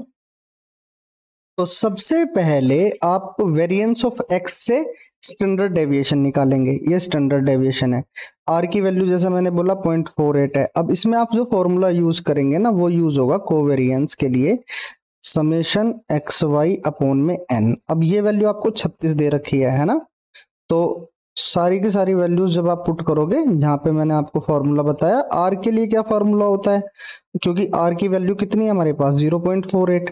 अब r का जो फॉर्मूला होगा वो होगा समेशन एक्स वाई अपॉन में n into sigma x, standard deviation of x, standard deviation of y। तो अब ये वैल्यू जो है हमारे पास में ये हमें मिल जाएगी, बोलो यस और नो, क्योंकि ये वैल्यू तो हमें दे रखी है 36 के इक्वल में। तो अब जब हम यहाँ पे सारी वैल्यू रखेंगे तो हम रखेंगे 0.48 और इतनी वैल्यू जो है मेरे पास में ये कोवेरिएंस की वैल्यू होती है। ये वैल्यू किसके इक्वल है, 36 के इक्वल है। अब डिवाइड करना है, एक वैल्यू इन दोनों में से मेरे पास है, क्योंकि x का मेरे पास वेरिएंस था तो मैंने स्टैंडर्ड डेविएशन यहाँ से निकाल लिया और यहाँ से इसकी वैल्यू आ जाएगी सिग्मा वाई। अब सिग्मा वाई की जो वैल्यू है कैलकुलेट कर लेंगे, 4 से ये कितने पे चला जाएगा, 9 पे, तो 9/0.48 पॉइंट हटेगा। तो आप ऐसे भी सोच सकते हो, अगर आपको करना रहेगा तो देखो आप यहाँ से पॉइंट हटा के 0 बना लो, इसको 50 के आसपास समझ लो, है ना। तो आपको यहाँ से मिल जाएगा, अगर ये 50 हो तो 18 पंजे 90, 18 के आसपास है। तो जब आप इसको कट करोगे तो पूरी पूरी वैल्यू आएगी आपके पास 18.75। तो इतना आपको कोवेरिएंस से समझ में आ जाना चाहिए। अगर अब कोई भी क्वेश्चन आपके पेपर में कोवेरिएंस से रिलेटेड आएगा तो वो आपसे होना चाहिए। ऐसा नहीं होना चाहिए कि अब आपको कोवेरिएंस का कॉन्सेप्ट नहीं पता, क्योंकि यहाँ थ्योरी के साथ मैंने इसका जो न्यूमेरिकल एक्सपेक्ट था वो भी क्लियर कर दिया है। चलो नेक्स्ट क्वेश्चन समझाता हूँ। कोफिशिएंट ऑफ वेरिएशन आपको दे रखा है। अब यहाँ पे कोफिशिएंट ऑफ वेरिएशन है, यहाँ पे आप इसको क्या नहीं समझना, कोरिलेशन मत समझना। अब कोफिशिएंट ऑफ वेरिएशन अगर आता है आपके पेपर में, कोफिशिएंट ऑफ वेरिएशन, तो इसके लिए क्या करना होता है, इसके लिए स्टैंडर्ड डेविएशन को अर्थमेटिक मीन से डिवाइड कराना होता है और 100 से मल्टीप्लाई कराना होता है। तो अब ये वैल्यू तो आपके पास है 25x², स्टैंडर्ड डेविएशन आपके पास है 12x। हो सकता है वेरिएंस आपको लिख के दे दे, अर्थमेटिक मीन ही हमें निकालना है, इनटू में 100। ठीक है, 25 से इसको काट लो, कितने पे चला जाएगा, 4 पे, x से ये x कट गया, तो अर्थमेटिक मीन क्या आ जाएगा, 12 की 4 से मल्टीप्लाई होगी तो 48 अपॉन में एक्स, है ना, ये इसका आंसर हो जाएगा। एक बार आप देख लेंगे तो यहां से आपको क्लियर भी हो जाएगा, और आने वाले टाइम में अगर कोई ऐसा क्वेश्चन कभी भी किसी एग्जाम में आएगा तो आप कर पाएंगे। चलो भैया, अब ऐसा क्वेश्चन तो हमने किया है ना, coefficient of regression B Y X और बी एक्स वाई होना चाहिए था, है ना, दोनों सेम लिखे हुए हैं, ये छोटी सी गड़बड़ लग रही है मुझे, यार कोई बात नहीं। From the given set X Y की वैल्यू हमें दे रखी है। अब क्या होगा अगर ऐसे कोई क्वेश्चन आ गया सेम टाइप का, तो क्या करेंगे फिर आप बताइए। तो उसके लिए मैं आपको एक फॉर्मूला बताता हूं, फिर उसके अकॉर्डिंग आप यहां से एक टेबल बनाएंगे और फिर आंसर को फाइंड करेंगे। तो देखो फॉर्मूला बिल्कुल आपके सामने है, बी वाई एक्स और बी एक्स वाई के लिए आपको ये फॉर्मूला चाहिए। अब इसमें हमें क्या करना है, हमें एक्स की टेबल एक अलग बनानी है, वाई की टेबल बनानी है, हमें एक्स स्क्वायर करना है, हमें वाई स्क्वायर करना है, हमें एक्स वाई की भी वैल्यू चाहिए। बस यही वैल्यूज हमारे को चाहिएंगी और फिर हमारा आंसर आ जाएगा। तो जल्दी से क्या करेंगे, इनकी वैल्यूज को लिखेंगे, और क्योंकि मीन भी निकालना पड़ेगा, यहाँ पे एक्स बार का मतलब मीन से है। तो अगर कोई पेपर में इस तरीके का क्वेश्चन आया तो ज्यादा लंबी चौड़ी वैल्यूज पे तो आएगा नहीं, पहली बात है ना। तो घबराना नहीं है पेपर में कि भाई ये सोच लो कि भाई इसमें बहुत सारी वैल्यूज हैं और इसमें टाइम ज्यादा लगेगा, क्योंकि इजी क्वेश्चन में से एक है ये। तो एक्स की वैल्यू 4 हो गई, एक्स की वैल्यू 2 हो गई, इधर से एक्स की वैल्यू 3 4 2 लिख सकते हैं। यहां से इन सब का सम करके लिख देता हूं मैं नीचे, आप मेरे साथ साथ सोल्व करेंगे तो आपका आंसर भी जल्दी निकल जाएगा। 4 और 2 6 और 3 9 4 13 और 2 15। वाई की वैल्यू भी लिख लेते हैं, 2 3 2 4 4, ये भी 15। तो अगर स्क्वायर करेंगे तो 16, 2 का स्क्वायर करेंगे तो 4, वैल्यू देखते हुए चलना, 3 का स्क्वायर करेंगे तो 9, फिर 4 का स्क्वायर करेंगे तो 16 और 2 का स्क्वायर 4। तो 16 और 9 होते हैं 25, 25 और 20 हो गए 45, 45 और 9 आ गया जी 54 54। ऐसे वाई का स्क्वायर किया, 2 का स्क्वायर 4, 3 का स्क्वायर 9, 2 का स्क्वायर 4, 4 का स्क्वायर 16 और फिर 16, 16 16 32, 32 और 8 40, 40 और 9 हो गया ये 49। ठीक है, एक्स वाई 4 दूनी 8, 3 दूनी 6, 3 दूनी 6, 4 चौक 16 और 4 दूनी 8। आई थिंक यहां तक की कहानी में कोई भी समस्या आपको नहीं है। तो अगर इतना आपको क्लियर है तो फिर बहुत ही आराम से आप मीन निकाल सकते हो, एक्स बार निकाल लो, वाई बार निकाल लो, और एन की वैल्यू यहाँ पे 5 ही रहेगी। ठीक है, तो एन की वैल्यू कितनी होनी है, 5 ही होनी है। अब जब आप मीन निकाल दोगे,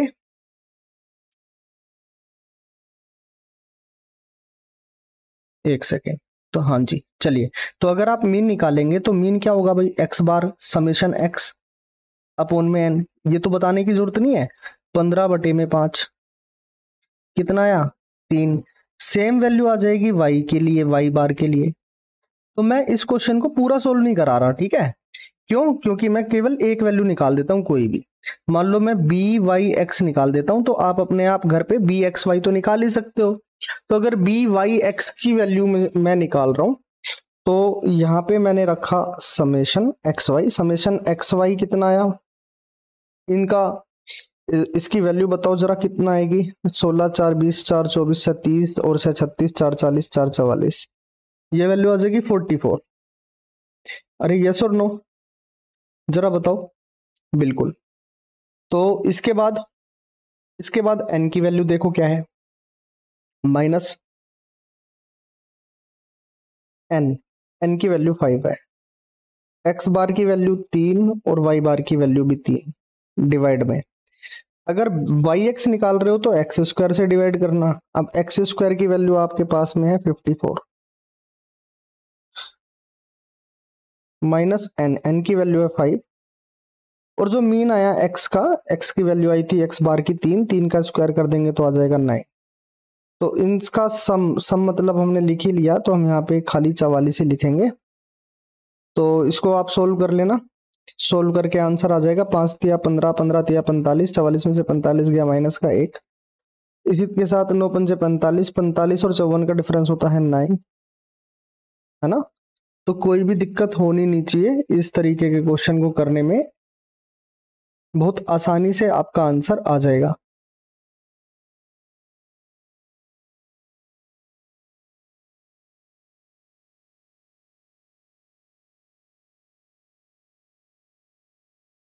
क्या ये 54 ही आएगा? मुझे लग रहा है सेम वैल्यूज ही तो है। 16 दो बार है, 9 दो बार है, 9 एक बार है और 4 दो बार है।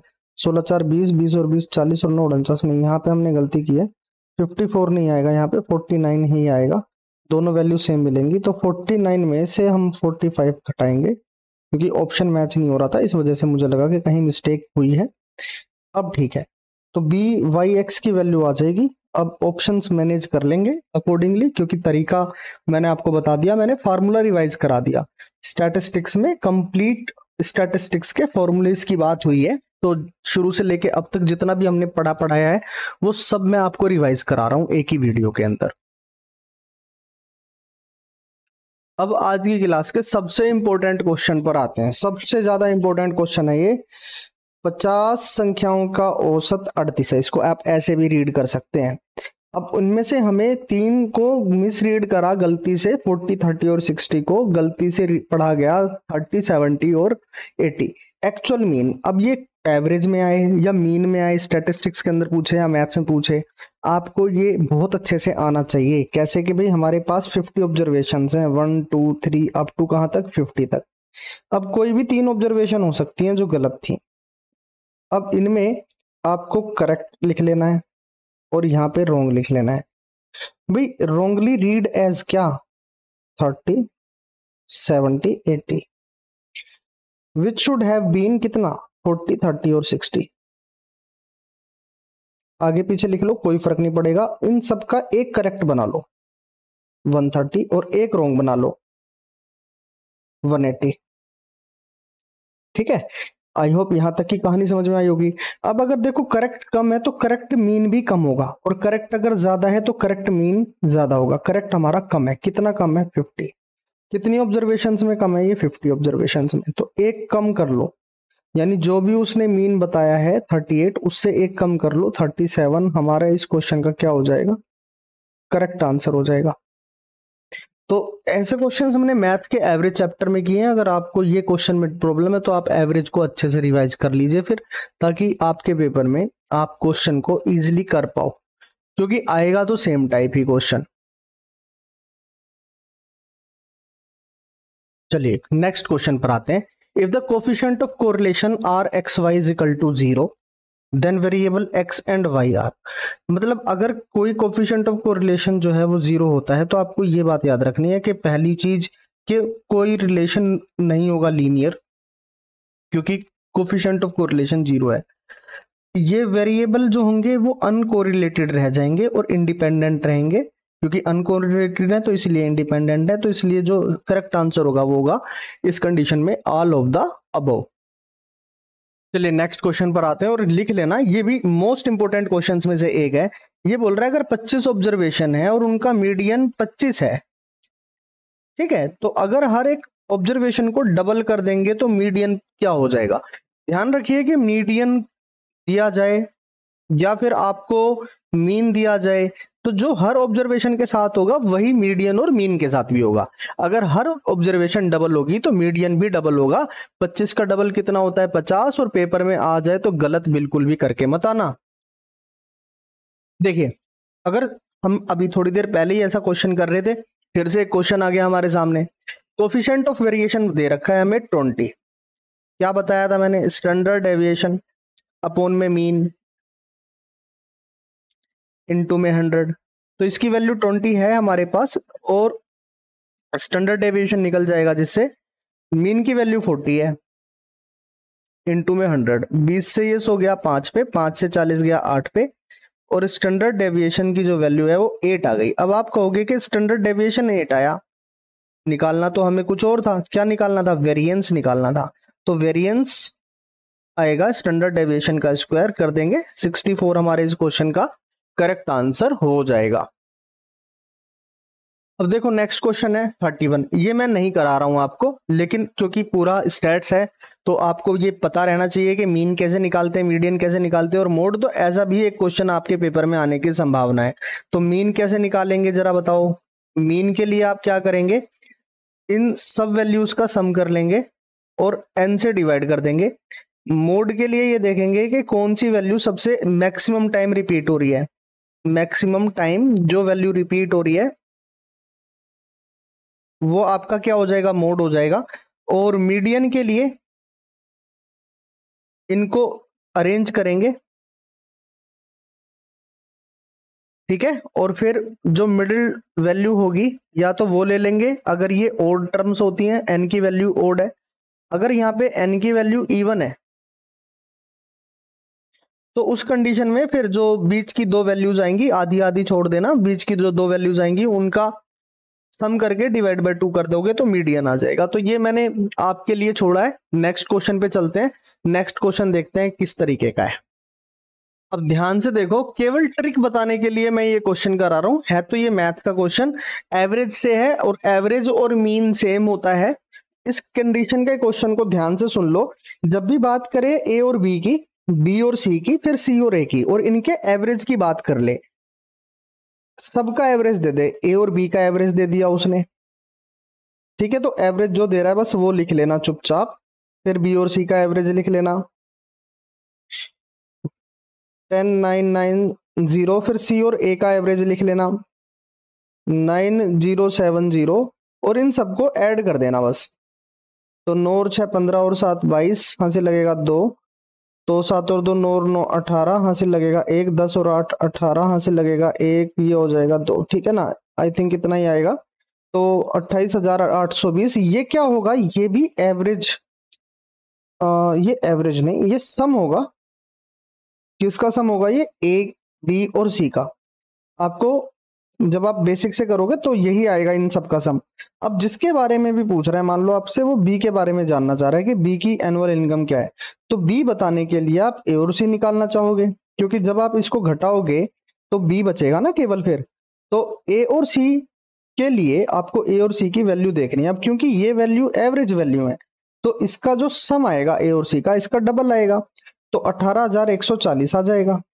जब आप सब्ट्रैक्ट करेंगे तो आपको आपका आंसर मिलेगा। 12 में से 4 गया 8, 7 में से 1 गया 6, यहाँ पे 0 और यहाँ पे 1। तो 10,680 जो वैल्यू होगी वो हो जाएगी किसके लिए, बी के लिए। ये शॉर्ट ट्रिक जो है आपको याद रखनी है आपके एग्जाम में।